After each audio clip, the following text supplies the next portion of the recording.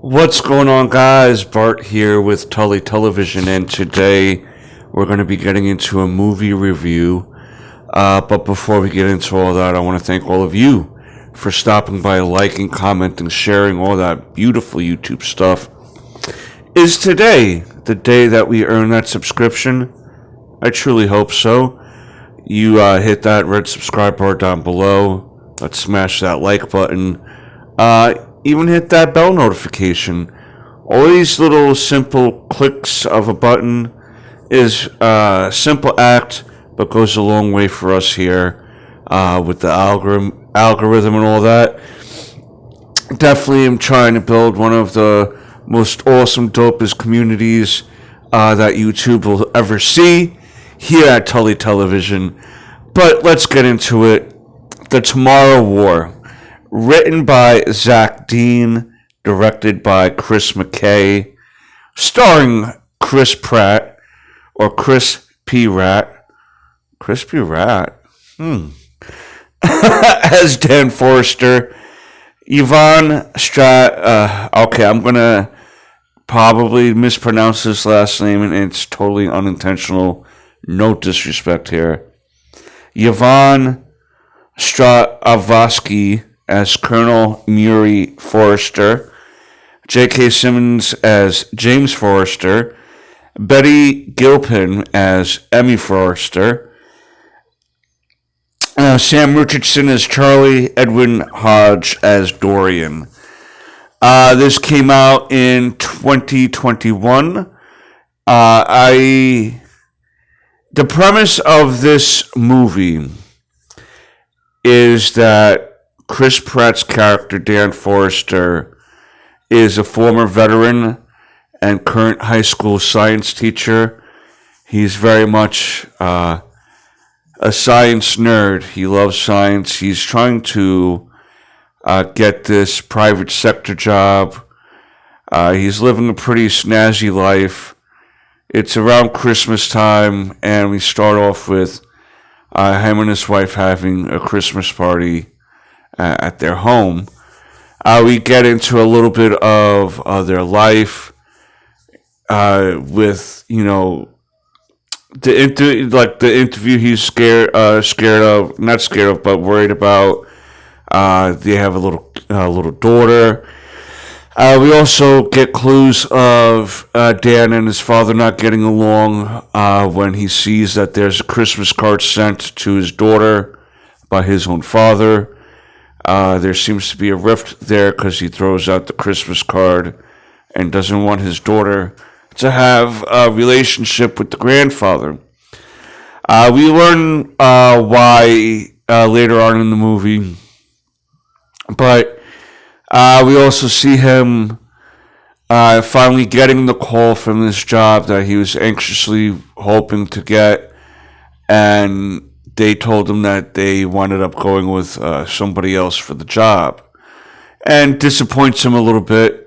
We get a sense of maybe complacency with him, with this character, because he seems very disappointed to the degree of that his little girl even kind of tries to cheer him up and saying that, at least you got us and stuff, and she's only like 8 or something, so she's a wise little girl so far. But and the wife seems like really, really great too. She's works for the government as a psychiatrist and helps people who suffer from PTSD and stuff through military interactions.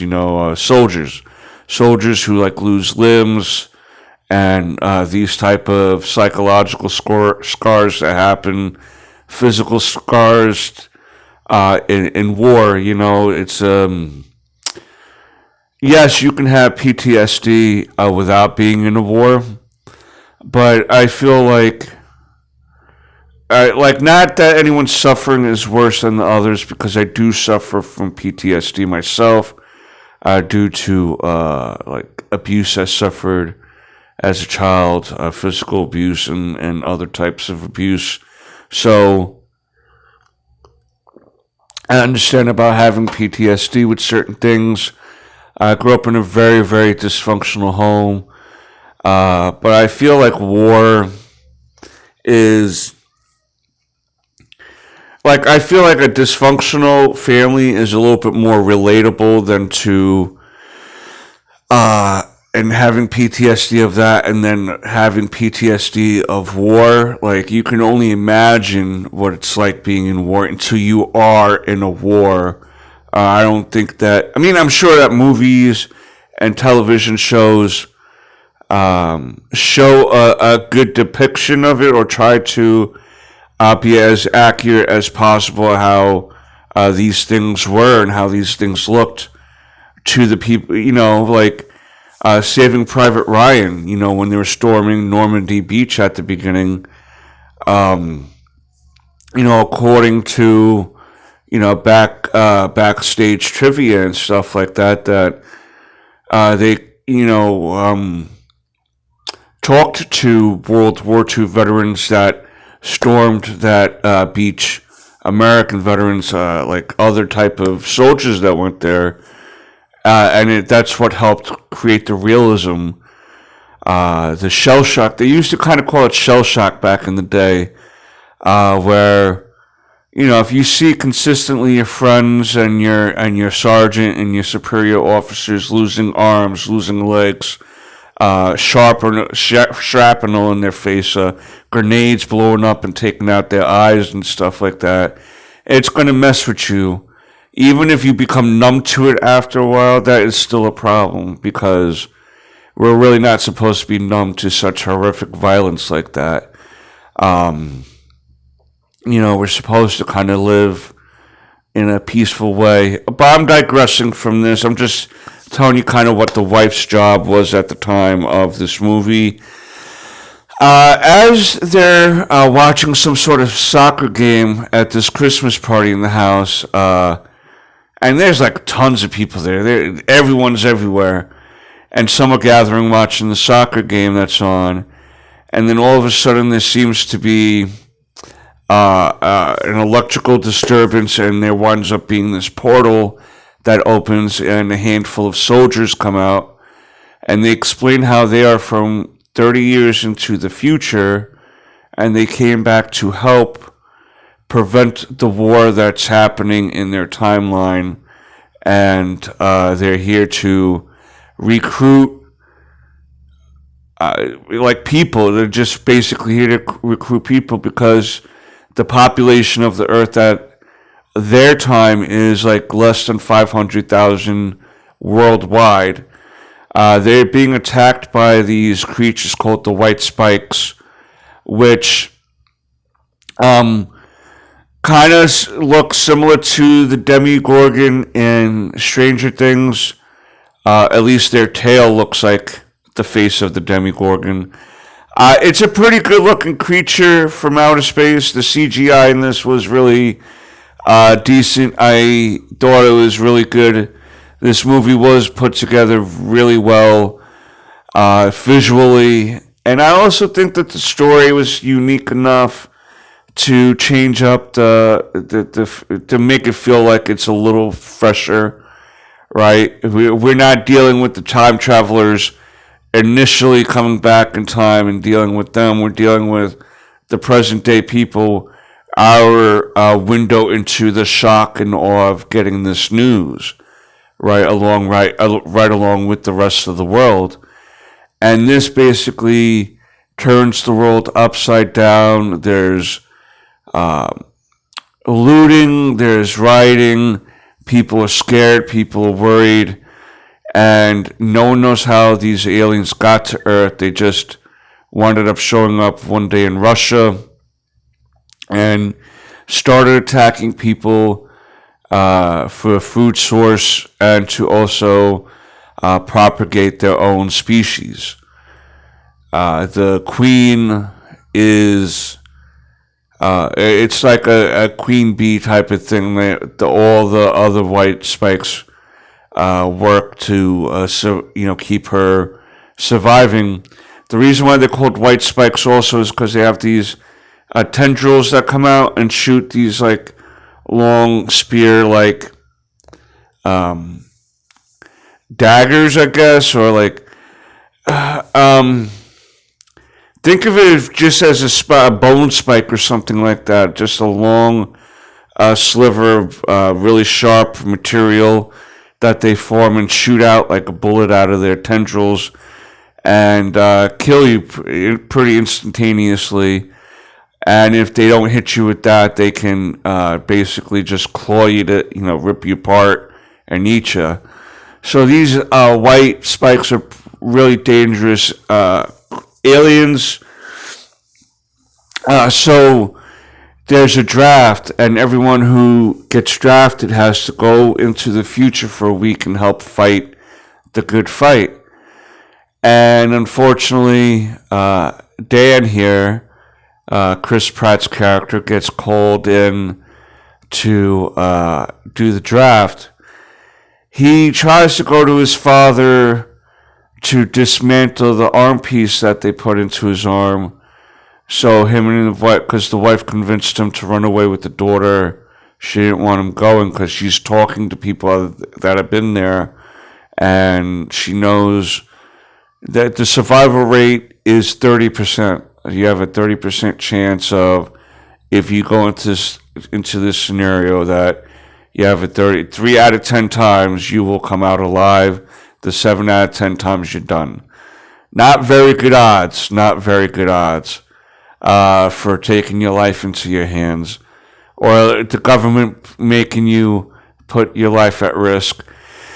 He goes to the father because the father is a master engineer, like really smart. He was a Vietnam vet, and because of that, he left his family in fear of the dark places and anger that he had towards government, towards his life, towards what he probably had to do, what he had to witness. And he felt that by leaving Dan and the mother as Dan was a child, that was better for them if he just was not around. He explains it would have been worse if he did stay around. Chris Pratt is not, Dan is not listening to that. He just wants him to help dismantle this thing off his arm, but then decides not to, and go through with going into the future and fighting the good fight, so to speak. As he goes, he meets a couple people. One guy seems like he's not ready for this at all. There's another guy he meets this is his third time going into the future, where you're only required to really do it once. This is his third tour. And the reason why he's choosing to keep going back is that when they're testing you on whether you can go into the future or not, they find out if you die or not. And he wound up finding out, like dying before the time date that you get there. It's to help avoid time paradoxes. And one guy is dying of cancer, so he wants to die with purpose, and that's why he keeps going back, that he doesn't want to die in a hospital bed like a schlub. He wants to die on his feet like a warrior protecting the planet. So I like that. That was a cool motivator to get behind. You know what I mean? You definitely can get behind this guy, And as they get into the future, Dan comes across the future version of his daughter, who has gotten into science herself. She wound up becoming a colonel in the military, and is one of the few survivors left on the planet. And her goal is for her and her father. The reason why she wanted the father was to get him there to the future, create a way to destroy these white spikes, so then when he goes back in time in a week, because you only have a week, and you automatically go back no matter where you are, if you're still alive. The machine will determine if you're still alive or not, that they put on your arm.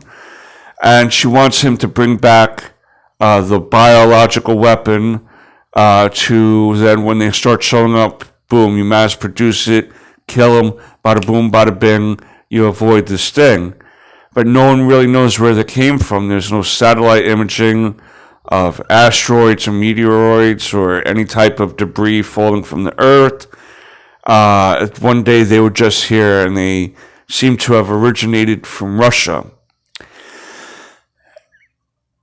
So they wind up making the biological weapon, and at this point, in the meantime, they wound up capturing the Queen, and they're getting overrun at the last bastion, the last stronghold of humanity, and they were able to create this biological weapon and send it back in time with Chris Pratt's character, Dan Forrester.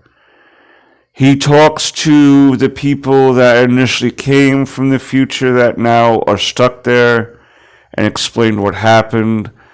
They were able to mass produce the material, right?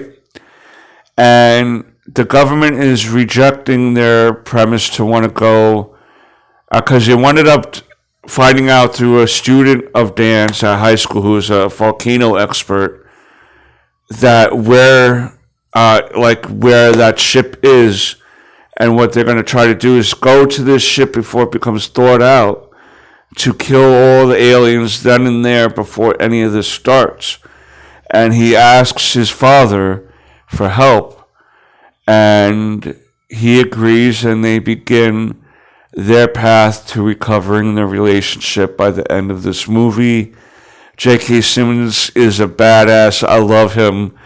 Someone called him Conspiracy Santa in this, which is funny because he's very anti-everything and very leery and everything. Initially, he thought his son was wearing a wire. That's how paranoid he is. He thought his own kid was wearing a wire to take him down. But no, he wasn't.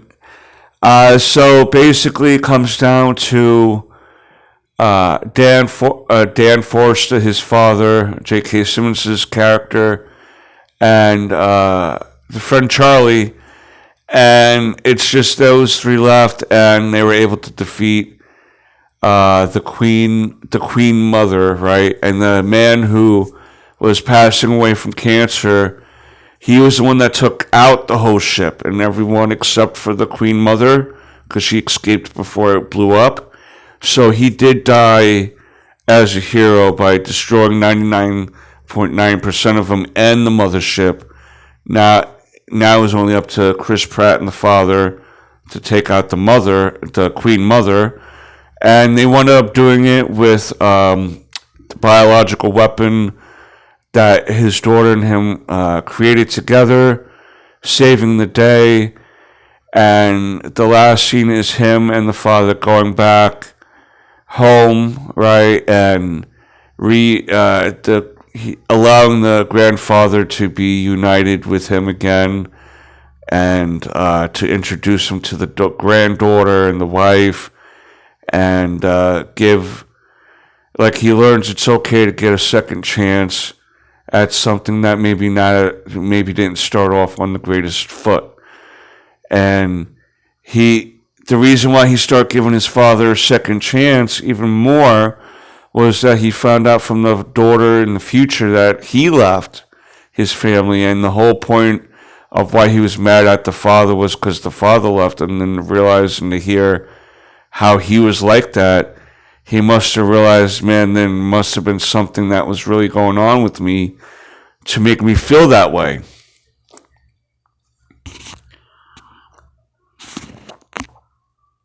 And that's why I think he decided to create this path of redemption for his family to get together and be whole, and in the process save the planet, I really enjoyed this. I thought it was really well acted. I thought the CGI was great.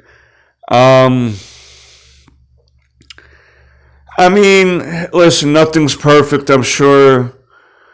There's a couple things that I can't really think of too many things I was disappointed in with this movie. I wish that we could have gotten to see a little bit more of the future, but I mean, if it's getting ready to be overtaken, how much more is there to see? I guess. No, but I thought this movie was pretty decent, man. Like an 8 out of 10 for sure. I think it's definitely worth the watch.